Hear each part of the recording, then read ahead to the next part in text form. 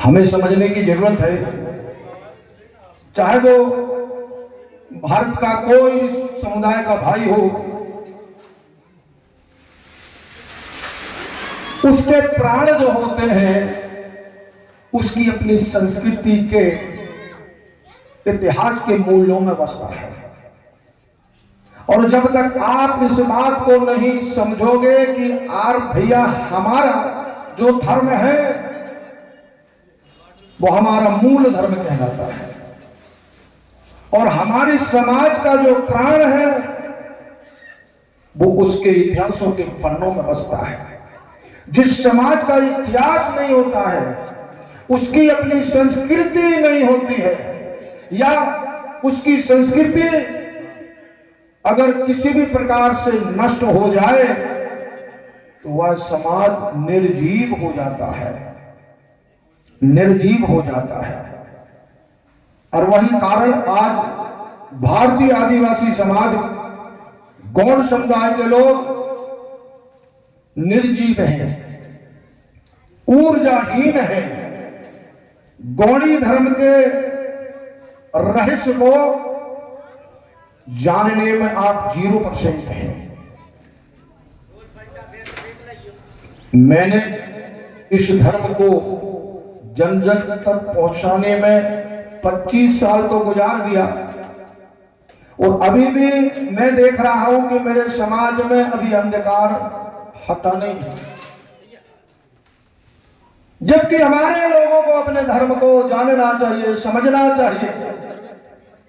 जैसे कल बोला था मैंने कि इस दुनिया में, इस विशाल देश भारत में एक ही धर्म नहीं है, एक धर्म नहीं है, बहुत सारे धर्म हैं। और सारे धर्मों की भारत के अंदर मान्यता है, लोग मानते हैं आस्था के साथ। उन्हीं धर्मों में ये धर्म भी है जिसे हम गौड़ी धर्म कहते हैं, कोई अलग से नहीं है। इस धर्म की भी व्यवस्था है,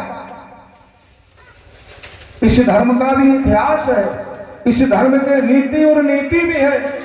इस धर्म के अंदर भी देवी और देवताओं की पूजा होती है। इस धर्म के भी झंडा देखो अलग, डंडा देखो अलग, और बंडा भी देखो तो अलग देखने को मिलेंगे। बजाना पड़ेगा तालियां, अलग मिलेंगे। ये भी कोई भारतीय लोगों को बहकाने का सिस्टम नहीं है। जब इस देश में हर एक धर्म को सम्मान मिला है, हर धर्म को भारत के संविधान में जगह मिला है, लेकिन खगोर किया जाए साथियों, दुख की बात तो एक है, अगर संविधान में जगह नहीं है तो गौड़ी धर्म को नहीं मिली है। ताली बजाना पड़ेगा। इसका कारण क्या है? भारत के अंदर संविधान में गौड़ी धर्म को जगह क्यों नहीं है? इसलिए नहीं है कि अभी तक हमारे समाज ने गौड़ी धर्म को जाना नहीं है, इसलिए संविधान में जगह नहीं मिली। हम कल परसों से चिल्ला चौच कर रहे हैं, जय सेवा जय बड़ादेव, जय सेवा जय बड़ादेव। क्या होगा?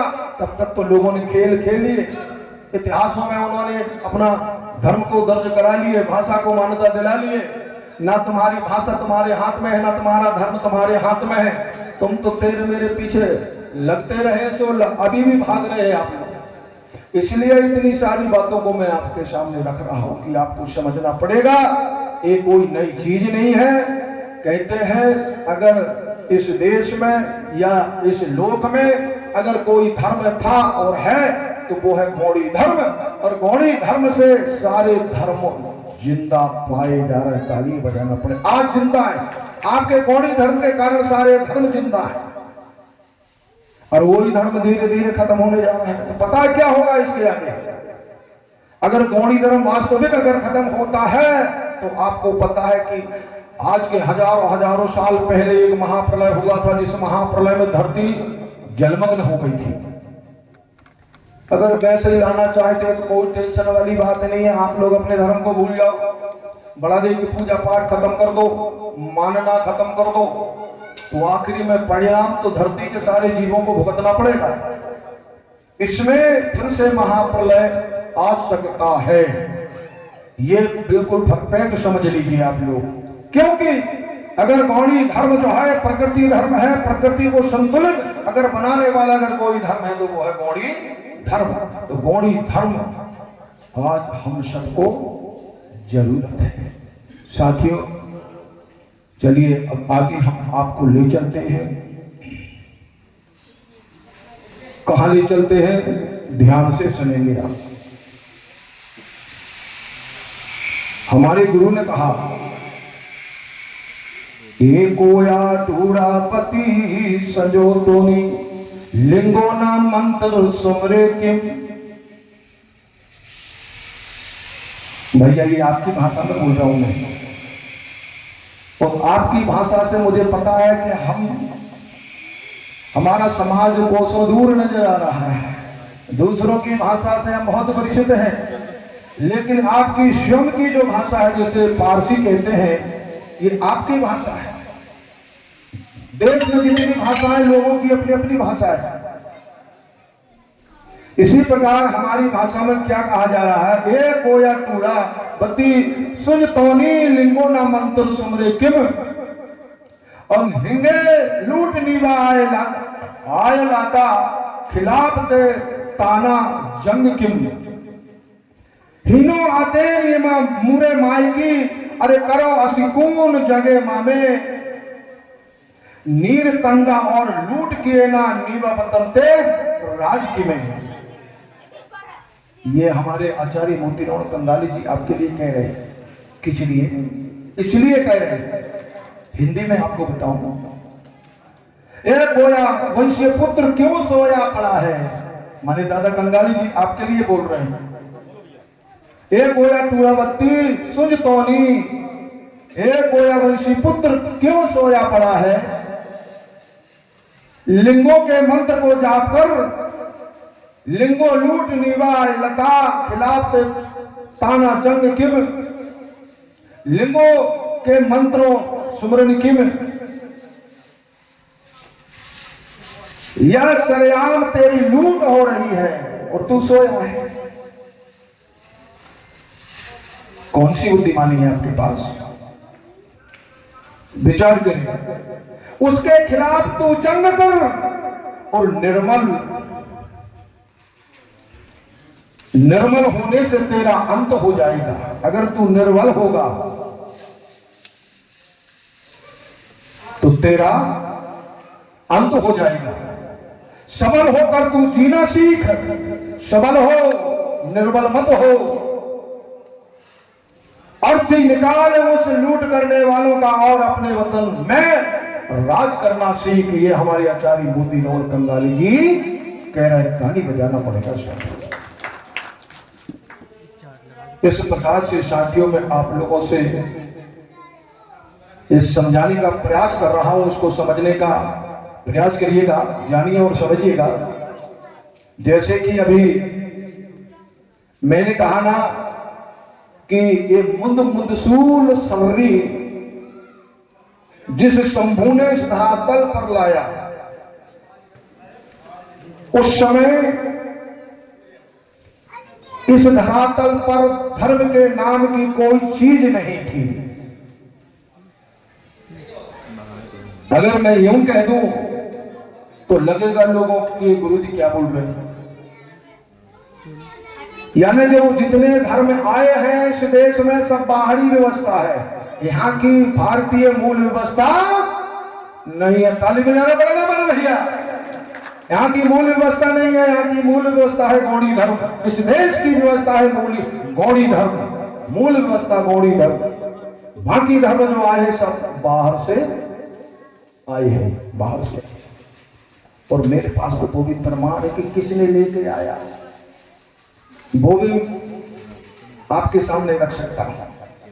चाहे वो इस्लाम धर्म हो, क्रिश्चियन धर्म हो, जैन धर्म हो, सिख धर्म हो, बौद्ध धर्म हो, और चाहे हिंदू धर्म हो। ये सब की सब धर्म जो है बाहर से आने वाले धर्म है। और यहाँ की जो मूल व्यवस्था थी वो है गौड़ी धर्म। सबसे पुराना धर्म, सबसे बड़ा धर्म। कहते हैं कि गौड़ी धर्म ही सारे धर्मों की उत्पत्ति करने वाला धर्म कहलाता है। और इस धर्म की भाषा थी पारसी भाषा। और पारसी भाषा जो आपको पता है कि हमारे महादेव की डमरू से निकलने वाली भाषा है, जिस भाषा के आप लोग बोलने वाले हो। पता है आज भारत के अंदर 2800 भाषाएं लोग बोल रहे हैं। ये भाषा सब बाहर की भाषा है।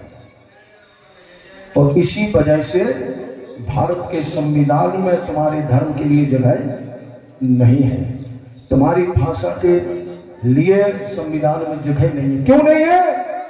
इसका कारण आपको समझना पड़ेगा। जबकि यह मूल भाषा है, पारसी भाषा से सारी भाषाओं की उत्पत्ति, गौड़ी धर्म से सारे धर्मों की उत्पत्ति, सब बाहर से आने वाले धर्म है। और पनाह अगर दिया है तो गौड़ी धर्म ने दिया है, सबको दिया है। जब लोग बाहर से आते हैं तो मेहमान के रूप, अभी मैंने कहा ना हमारे बीच मेहमान आए, तो हमने सब सारे धर्मों को, आने वाले धर्मों को मेहमान के रूप में उनको जगह दिया, सम्मान दिया, माना भी, और आज भी मान रहे हैं। विरोध किसी धर्म का नहीं है। लेकिन दुख इस बात की है कि जिस बाप ने सबको टुकड़े दिए और वही बाप की आज कोई इज्जत करने वाला अभी बचाना पड़ेगा। ये हो रहा है। चलिए मैं आपको बताने जा रहा हूं कि हमारे देवादिदेव महादेव जी ने मानव कल्याण के लिए सारे जीव जंतुओं के कल्याण के लिए अगर कोई उच्च कोटि की व्यवस्था बनाई थी तो वो है मुंद सूल सर्री। नाम सीख लो, समझ लो आप लोग। आपको शायद मुंद सूल सर्री का नाम कहने में तकलीफ होगी, बनेगा नहीं आपको। लोगों के सामने अगर कोई बात करना है तो आपको मुंद सूल सर्री की बात करने पड़ेगा आपको। और उस मुंद सूल सर्री की बात में आपके सामने एक शब्दों का अर्थ हिंदी में बताऊंगा, समझना पड़ेगा आपको। साथियों,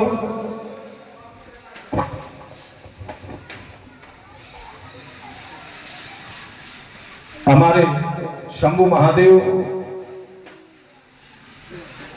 जिनको जय जंतौर कहा जाता है, पशुपति नाथ कहा जाता है, भूतों का नाथ कहा जाता है, ये नाम बाद में आए। लेकिन सबसे पहले इनका नाम है शंभु। और शंभु का अर्थ होता है स्वयंभू।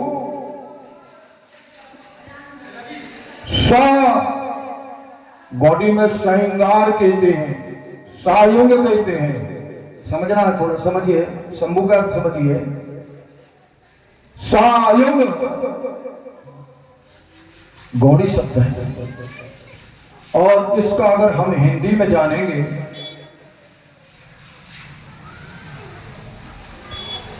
रंड मूंद, और इस प्रकार से सायुंग बोला जाता है। ये 5वें नंबर के, जैसे हम 1 2 3 4 और 5 कहते हैं। इंग्लिश में 1 2 3 4 5 कहते हैं। इसी प्रकार बॉडी में सायुंग कहते हैं। सायुंग यानी 5, सायुंगार यानी 5 खंड धरती का। आपको ये भी पता होगा कि ये धरती को 9 खंडों में बांटा गया है। 7 द्वीप 9 खंड, ऐसा करके आज भी साहित्य में वर्णन आया है। 7 द्वीप 9 खंड, कहीं 8 द्वीप 9 खंड कहीं। तो उन्हीं 9 खंडों में 5 खंड इस गोंडवाना में शामिल हो गया। ताली बजाना पड़ेगा। 5 खंड धरती का नाम ही गोंडवाना कहते हैं। और जो 4 खंड धरती उसको अंगारा लैंड कहा जाता है। तो ये 5 खंड वाली धरती का मालिक, 5 खंड वाली धरती का राजा, 5 खंड धरती का मालिक और जिसको उपाधि गणादि गणपेन की कही जाती है। जैसे साहित्य में आज कहते हैं जब तक गणेश भगवान की पूजा नहीं होती है, गणेश भगवान का नाम नहीं लिया जाता है, तब तक कोई कार्य सफल नहीं होता है।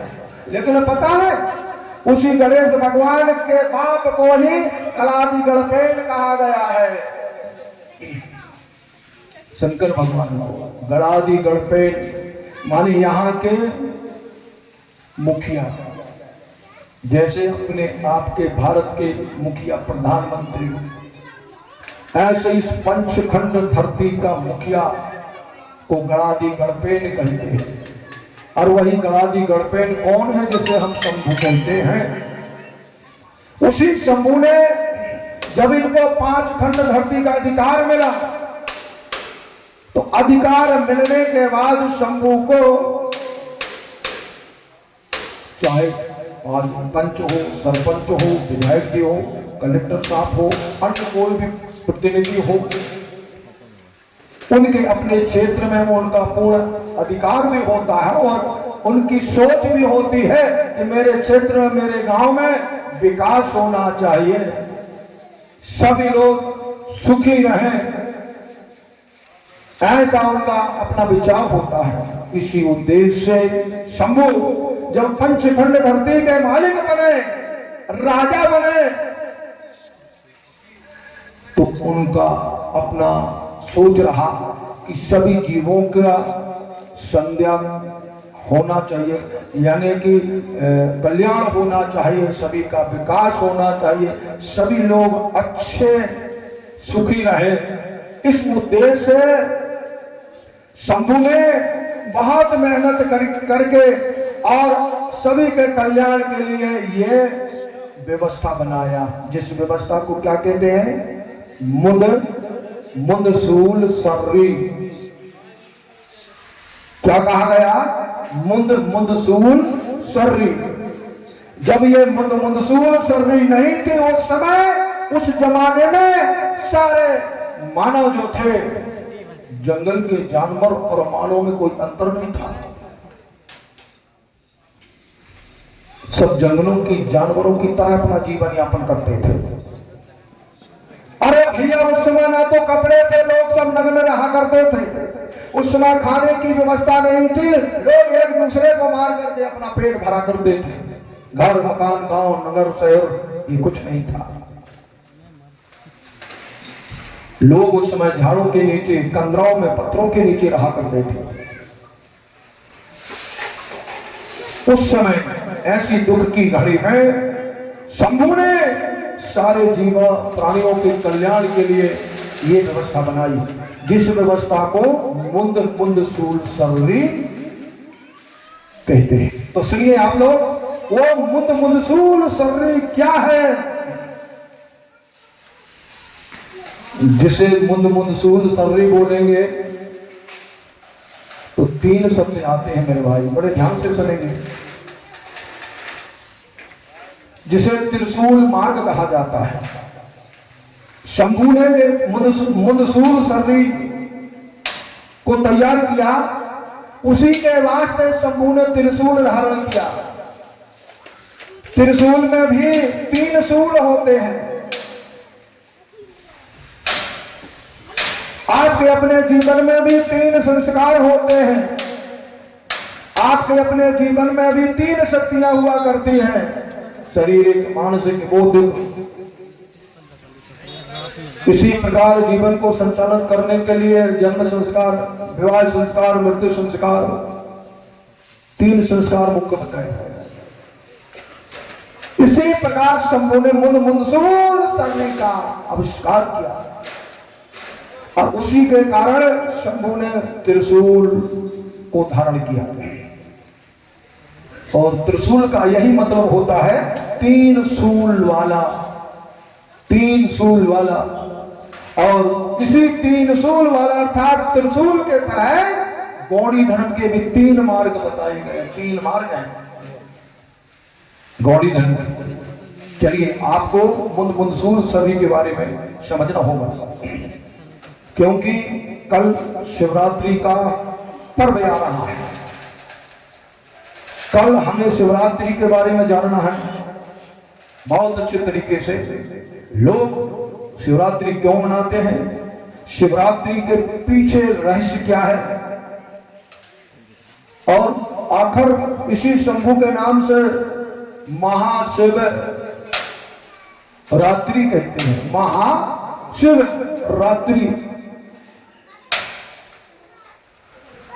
राम की रात्रि क्यों नहीं कहते, ब्रह्मा की रात्रि क्यों नहीं कहते, विष्णु की रात्रि क्यों नहीं कहते हैं, लेकिन शिव की रात्रि जरूर कहेंगे आप लोग, कहते भी हैं। इस रहस्य को हम कल समझेंगे, और इसलिए आज मैं मुंद मुदसूल सदी के बारे में बताने जा रहा हूं। आप लोगों को समझने की बहुत जरूरत है साथियों।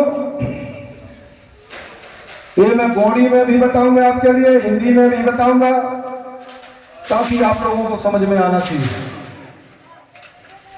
गौड़ी में मुंद मुदसूल सरनी कहा जाता है, जिसमें 3 सूल हैं। पहला सूल है मोदूर सूल, एक गौड़ी में है भाई, अभी हिंदी में बताऊंगा। दूसरा सूल है मध्य सूल, गौड़ी में, और इसके पश्चात तीसरा नंबर है मेंदोल सूल। ये 3 सूल है, और तीनों सूलों के अनुसार शंभू ने त्रिशूल को धारण किया।